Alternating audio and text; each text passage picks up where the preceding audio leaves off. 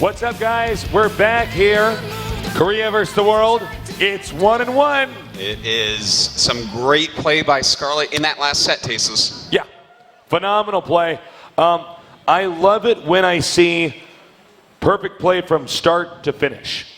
And there was a period of time where tech-wise, Scarlet was at like a disadvantage, but she handled it perfectly. Yeah. The Muta's not potent in that game. Didn't matter. DRG got a little bit too aggressive. You can't go up those ramps. You can't really attack on that map with that type of army, especially at that point in the game. So, Scarlet just got up to her Broodlords and rolled him over. So, we're going to be going into this next match. It's going to be Nerchio against Squirtle. So hard to predict exactly what Squirtle wants to do here. Squirtle, what was that GSL we casted where Squirtle had to go up against a group with 3 Terrans, and he had an opener that looked like it was the same. He had one opener, and it starts out a certain way, and I think he had 6 different forks. I think it was 5 builds. Yeah, okay, it was 5 builds, or 6, something like that. Yeah. No, basically, Squirtle plans matches better than probably any other Protoss, to be honest. He plans them just about perfectly. But this is just one game. This is a single game on Antigua Shipyard, and when it's a single game, things are much more volatile. Absolutely. So, what does Squirtle have in store? I don't know. Here is Nerchio. You guys excited for Nerchio? So great player. Yeah, so many good results from Nerchio. It's world class. This has always fascinated me. Okay, so Nerchio's from Poland. If you guys aren't familiar with about a decade of StarCraft history, Poland kicks ass at StarCraft. Yeah. Poland is so good. I've been blown away by this. They're actually just good gamers. If you think about it, one of the best Counter-Strike teams of all time, one of the best Quake players of all time, some of the best StarCraft foreigners we've ever seen. Poland is just a bunch of badasses. And you always expect, so like big country, China, gonna have a lot of people, should have a lot of good players, North America. Poland, the number of good players from Poland, it blows me away. Yeah. Every time. Poland, Sweden, and Ukraine just don't make any sense, Stasis. Oh, no, I know. Same with Ukraine. I'm like, you got to be kidding me. There's so many good players coming from here. No. Not there's anything wrong with that. It always surprises me. Wow. Squirtle, Pokemon, Protoss here. Any Pokemon people here? Of course, Stasis. Everyone likes Pokemon. I got a nerd confession. That's the game I didn't play. Yeah, you got to fix that. Did I mess up? Of course you messed up. I dropped the ball. Tasteless dropped the ball. Yes. I got to get back. I only played Pokemon Snap. Apparently that was the wrong one. Everybody's shaking their head at me. I'm ashamed of you right now. All right, Antigua Shipyard. Is Squirtle going to do, that Immortal Sentry push? Maybe he could do something else. We're going to find out soon. We are, Tasteless, because the countdown has begun. Can Nerchio hold on to whatever Squirtle's going to try to throw at him? All right, guys, let's go crazy. Game number 3 about to go underway here at the World Championships. GSL World Championship.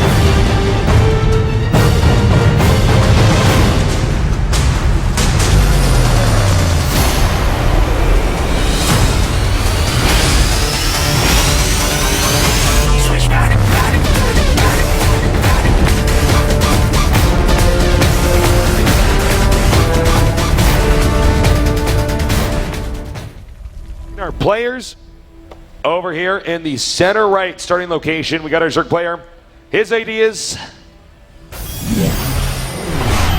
Acer Nerchio.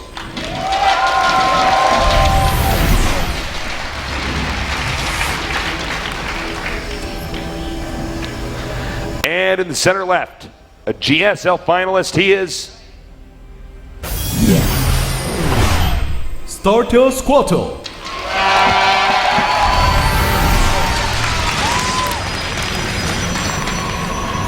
And Squirtle already playing a little bit different. He's made his Paladin his main, something you don't see on this map as much as some others because the choke is huge. You can't really wall it all the way. Is he going to get a gateway? Is he going to go for that Forge Expand and just wall the Nexus? It's a little bit hard to say right now. Well, we will see here. It's pretty cool when you look at it. Started out, if you guys played the beta, probably some of you did, there was a period where everybody was just 4-gating. Yeah, it was pretty good. That was pretty strong, huh? But then eventually, oh, no kidding. Okay, he's going to go for the gateway here. But then it switched into what StarCraft 1 was like, where you had a pylon on the low ground, and you made like a little wall in. And I remember in StarCraft 1, I don't know, because then you were playing a lot of Terran, not as much Protoss and Zerg, but when people started doing this thing where they made the pylon on the low ground and made a nexus, everybody thought this was cheese. Yeah. Like, everybody's like, you can't actually do that. That's not supposed to work. Yeah, I yelled at White Raw several times for that. Yeah. Back, I remember, like, eventually somebody's like, no, if you put the buildings in like, just the right spot, and you make just the right number of cannons, you can get away with this. And now it's so funny because that's actually the textbook way people play now, but it took like 5 years for people to figure this out. And now it's not as, oh my God, okay, he's actually not going to go for an expand. No, all right, anyway, I was going to go on this little story about how now there's different variations of how to fast expand, but Squirtle is one basing. Yeah, he might go for an expand off this. We definitely can. We'll see if he actually gets another gas or not. That's going to tell us a lot. And I mean, I'm guessing right now he is going to go for an expansion off of this. And it is fine. You can do builds like this. In fact, his teammate here today, Seed, is a player who mixes this in a lot against Zerg, actually. And you're right, he will go expand off this. Okay, so anyways, to what I was saying earlier, there's a whole bunch of different ways to get the fast expand up, but this was never how Protoss was played back in StarCraft 1 or early StarCraft 2. And eventually people just kind of solved this and said, well, if you just know exactly where to put each building and exactly how many probes to make, you can get away with this. Yeah. And we see that Nerchio knows exactly what to do anyways against this. He's gotten his quick gas. Basically, when you see a gateway expansion like this, you just have to go for quick speed, just in case, because they can come out with like a 4 or a 5 gate rush after this nexus so quickly that without speed, you will just die. And so, from here, what do you think? We're going to see Stargate? Or no, Robo? I would be so surprised if we saw Stargate. I feel like, Robo could be a pretty good choice. Only really I've seen Seed go for a Stargate after a build like this, but he could definitely go into like a Twilight build as well. 2 more gates here, and this is what I was talking about, the perfect positioning to make this airtight. And, Nerchio actually hasn't scouted the expansion yet, so that's why he's making that spine crawler in his natural, and that's too bad. That's a waste. Yeah, it's definitely a waste. And gotta do a quick pause. All right. I was gonna make sure that their settings are all correct. Even chair height actually matters. When you're playing StarCraft. Oh, it certainly does. So let's talk a little bit more about this. So we're probably gonna, the 3 gates are gonna finish. Then probably Robo. Get an observer out? Could be Robo. Could go right into Twilight. When you have those 3 gateways, sometimes you want to utilize your gateway units more heavily. It's hard to say. This is a build that we don't see as often. And Squirtle, I don't know that I've seen him do a build like this at all against Zerg. Squirtle, he's pretty cutting edge when it comes to his openers. Mm-hmm. So we might see something new here. It's too bad we have to have a pause here because sometimes that does mess with the player's tempo a little bit. It definitely can. When you're playing StarCraft, I feel like a lot of novices just watch the clock. Yeah. But actually, if you play enough, you get to this point in time where you just feel. Yeah, it's more of like a feeling, and you got to map it out. So when you have like a hiccup like that, it could be frustrating. But of course, these guys have to have the perfect settings. You can't just sit down on a computer and boom, there you go. And it looks like we've unpaused, so. Yep, and we are back ready in the game. That's right, guys. Yes, let's get crazy. We're back in the game. All right, so Gateway's about to finish here, and link speed halfway done. And he's finally scouted that this is in fact an expansion build, and look at that. He is actually going into a quick layer off of 1 gas and 2 bases. So both these guys not playing weird. Orthodox. No, this is weird stuff right now. Now, Nerchio can go into mutas or infestors here, and both can be pretty good depending upon especially what Squirtle techs to. You know, if you go into the mutas and you can actually get a good amount of them up, and your opponent's gone for like Robotech or something, to fight against mutas, you want 3 bases as Protoss. It's really hard to fight against them when you have just 2. So that could be the choice. Or, of course, Infestors are just, well, you guys know, it's a good unit.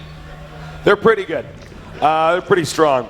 So we'll see here. I do like it when we have 2 guys both doing stuff that's just not standard. It gets really hard to predict, like, how will these 2 strategies match up against each other? It's going to be pretty hard to cast, actually. I mean, we're generally casting, you know, kind of like in chess, there's just certain openers, like, okay, I'm going to open up with the Indian and, you know, move my pawns here and here and here, and you can kind of see the game panning out. But right now we're seeing 2 guys play with alternative openers, so we're going to be learning here with you guys. All right, so it is Infestation Pit going down here for Nerchio.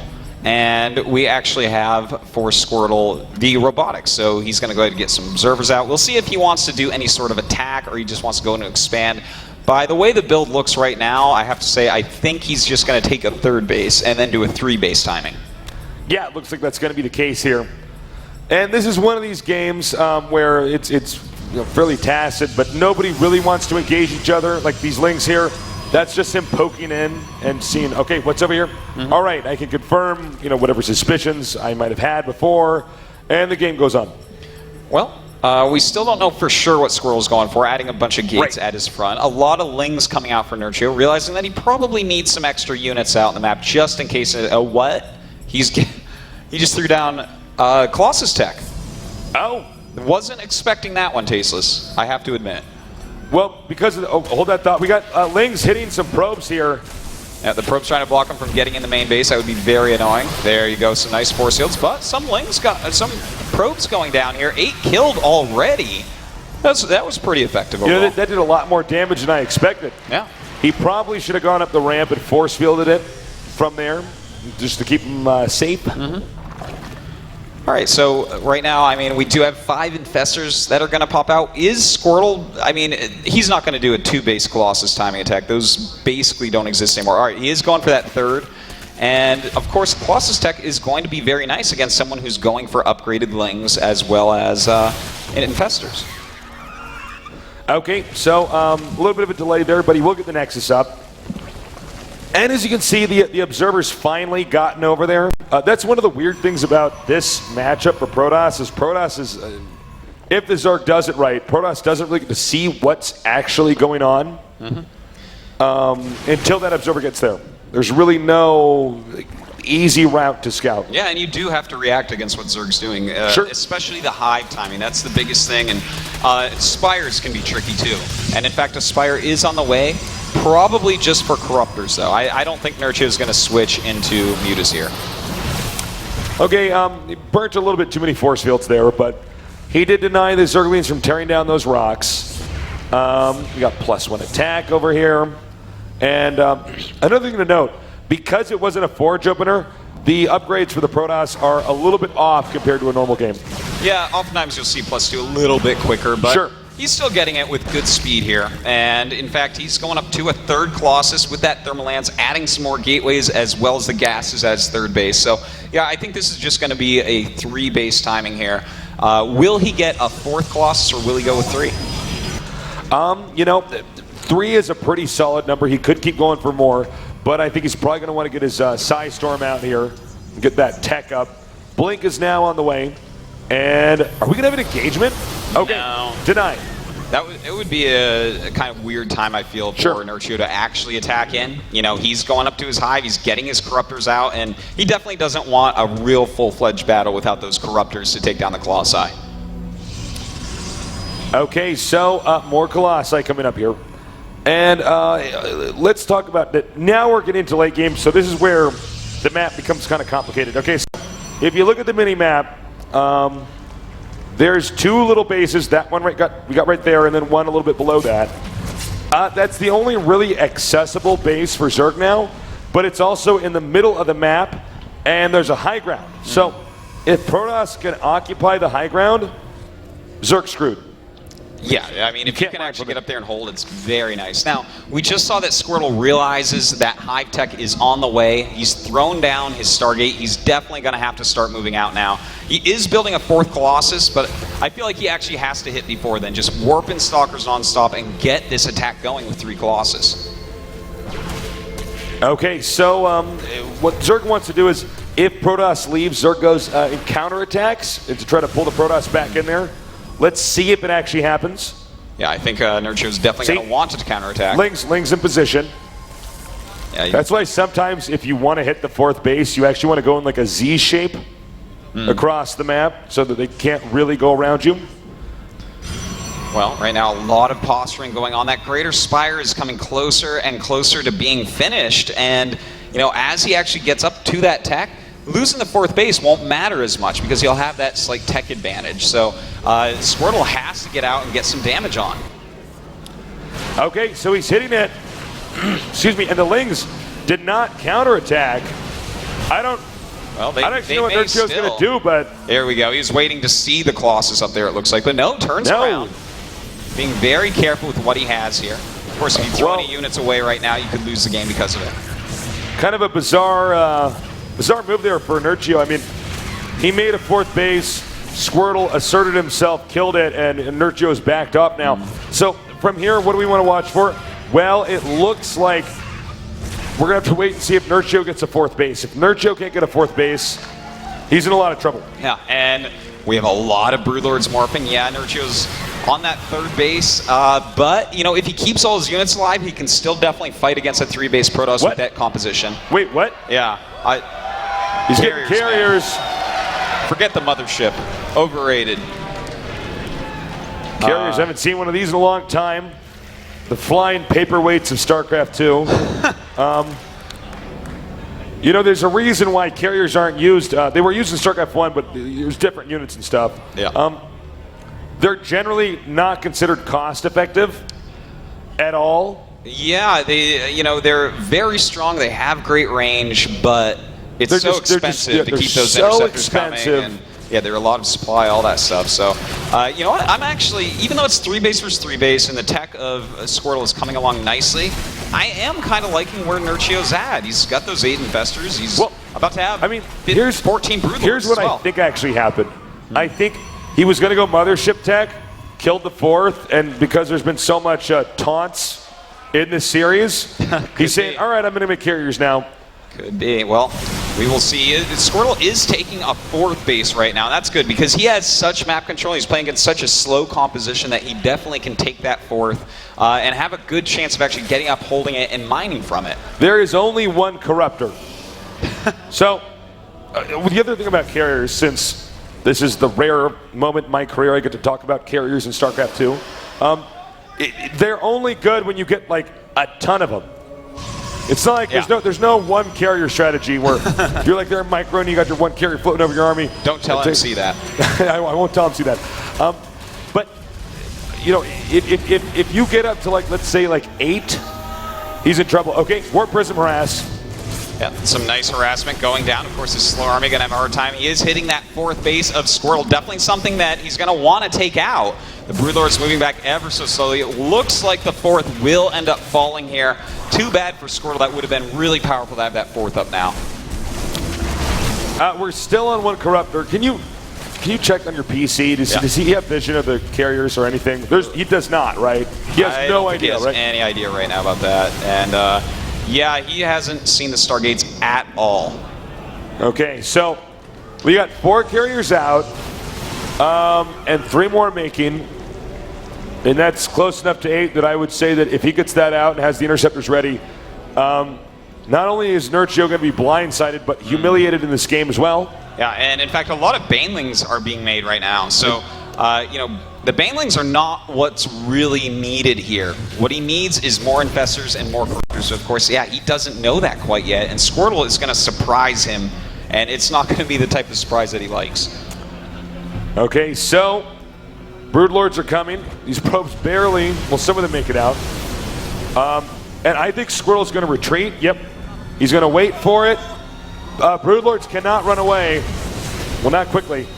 So, well, oh, this is This is going to be gross. He sees now that the All right, carriers he knows. are out. Does he continue with this attack? It looks like yes, he does. And Nerchio going up towards his base. All right, he will engage now.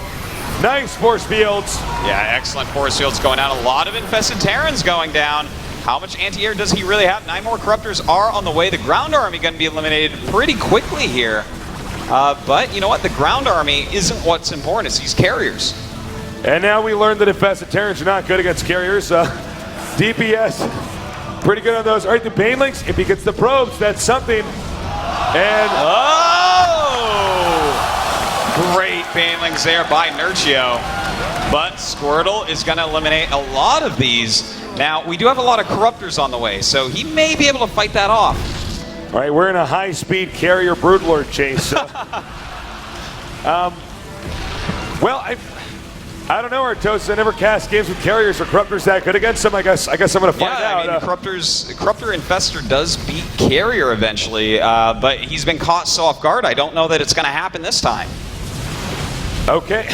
All right, he's going to kill the 4th. I think this game may be close to over. I think Squirtle, he teched very well, and then when he got ahead, just switched it up. And this is when you can do stuff like this. We can go for carriers. Yeah. Well, he's got 10 right now, 3 more on the way. Just Corruptors, Queens, and Infestors for his opponent. We're actually going to have 18 Corruptors and 10 Queens fighting against this pretty soon. Okay, so some links here to counter. And again, as I said early on, it's really all about whether or not Zerg gets to keep a 4th base. Protoss can stay on 3 bases longer than Zerg can.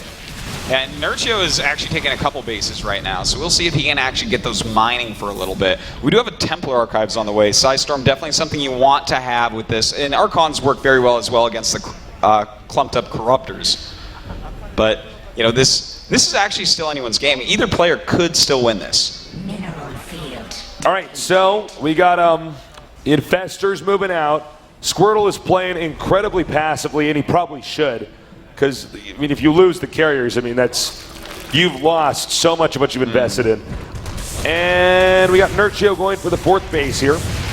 Yeah, he definitely wants to eliminate this once again. We do have an army moving up from Squirtle. It looks like he wants to stop this. I don't know that he can, though. Now, guys, remember, Squirtle could lose. I mean, carriers are not, they are not the right option here. But if he loses, that means it's 1 game away from Korea, you know, being down 3 games. Yeah, and in which case the Team USA would win today. That's right. Team Freedom would take this. So, you know, this is the thing is, okay, cool, they're trash talking, but what if he messes up? What if Korea loses, which is like unprecedented in history? That could be huge. Yeah. All right, well, you know, he's actually switching into some Void Rays. Now, we've been actually seeing this a little bit more recently where players are mixing in Void Rays with those. I don't know why people go for Void Rays still, though. I mean, you just fungled them, right? Well, isn't that the answer to everything? Pretty much. Pretty much. All right, well, this is a lot of spines going down. Spores as well. That's a good choice. Nerchio is actually doing it just right now. If you just force this to go into the ultra super duper late game where you have all these colonies, the spore crawlers, the spine crawlers, a lot of infestors behind them, it becomes very hard for Protoss to break through. Another high-speed chase there. This is the bravest zealot. Not the wisest. That infestor got lucky. He was a coward. Okay, so, you know, with him getting, Nerchio getting the 4th base and now taking a 5th and a 6th at the upper right. I mean, honestly, I don't know that if this gets Squirtle broken. just messed up. Well, you know, his carriers even caught Nerchio off guard. I'm surprised he went for them like that, though. He still hasn't made a mothership, which is peculiar. I know, right? I mean, you got the fleet beacon. Yeah. Well, here we go. We got the engagement. A lot of fungals going down here. Really nice fungals going down. The carrier's doing a ton of damage, though, and the Corruptors are falling like flies right now, Taze. So it's just 7 left and 4 infestors with them. 11 carriers still on the field. And Uh-oh, the anti-air is almost gone. These carriers really starting to break through. It looks like we got 11 carriers now, and okay, GG, and well played. And the carriers are victorious, Tasteless. Squirtle's new quick 3-base carrier build. I'm loving it. I can see noobs on forums right now in the forums like, do you think carriers are now in the meta game? No, that was a sick humiliation strat, and I love it. We've had 3 games in a row where people are either making nexuses in the middle of the map, or hatcheries, or making carriers. I kind of like the carrier switch. It was neat. Well, what's funny is if you don't catch it, you just don't have the right composition. No, that's very true. The reason why carriers are not technically good is that it's really easy to not let anybody ever get carriers. Well, I mean, and when they do, it is normally the Zerg just plays a super long game and ends up being able to stop it. But I kind of liked it on the 3 bases, getting it so quickly, because it was a situation where his ground army was not going to break the Broodlord Infestor army with spine colors. In that phase of the game, there is a lot of passivity. Yeah. Because, as we said before, it's like one guy's going to take the 4th base, the other guy's basically waiting. Which base do you take? And I think Nerchio was playing conservatively enough that he didn't. You don't need to scout them generally at that phase of the game, because they're going to get Templars out, and they're going down this very standard textbook route. You don't make that overseer at like 160 supply and check for carries. You don't do that because nobody does that. So it worked this time. Yeah, it worked out very well. Well, our next match is one that, Team Foreigners needs to win. Okay. No kidding. It's going to be Nanawa against Life. Does anyone think Nanawa can do it? Nanawa, the player on this team that definitely has spent by far the most time in Korea training with Koreans, has the best GSL results. I really have a lot of respect for Nanawa. Well, Nanawa is a stone cold killer. He knows how to practice. Yeah. He knows who to practice with. When I was casting him last year, I was blown away by the builds he was using, the precision that was there when he executed it. Incredible. Yeah. Well, you know what? He's playing against Life, and it's going to be on Entomb Valley. And Entomb Valley is actually, this is a map where, Life is, I think they said it before, that Life might be the scariest player on the Korean team right now. But this is a map where Nanawa might be able to pull that slight upset and take out Life. Nanawa is one of these guys who beats Koreans very consistently. Early on I was saying that, Nanawa support right there. That guy knows what's going on. Very creative sign. There go Nanawa. Not all the Koreans know all the non-Koreans, because Korea is somewhat insular with its esports scene. There's so much esports there that you can basically just focus on the Korean scene nonstop. But they all know about Nanawa. Yeah, they know Nanawa. They've seen his games. He's actually influenced the Korean metagame on his own. Okay, I mean, he's brought in new strategies. He was one of the first people doing the gateway expand. The one we just saw. Not with the carriers, but no, the one that we a gateway early expand, game stuff. I don't know what Nanawa's going to deliver here. The map's in Entomb Valley. What do you think? Well, in Entomb Valley, while you can do like a 2-base Immortal Sentry build, really you're probably going to want to go for 3-base. Yeah, probably. 4th base is normally where we see the tension. It's not like Antigua, where both players have the 4th base in like roughly the same location, but on this one, you can, the most likely 4th base, I should say, you can get on the high ground behind it and deny them from mining. So we'll see if it heats up there. But I'm stoked. You guys think Nanawa can do it?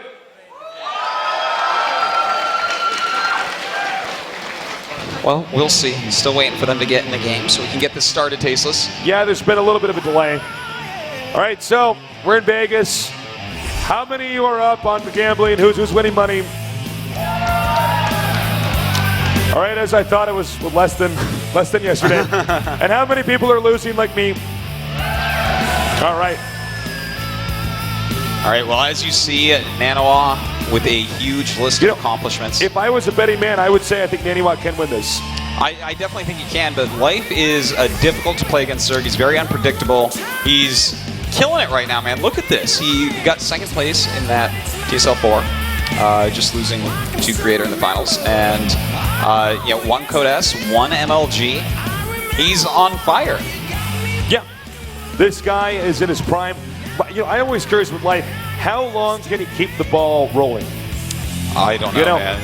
This could be a new legend. You know, with MVP, it's like the guy just keeps winning consistently. But you get other players, they come out of nowhere, they win, they change the way the game's viewed, and then they fade off. Sometimes, yeah. So I'm excited to see the future of this. Yep. All right, well, we have both players in the game tasteless. I'm excited to see.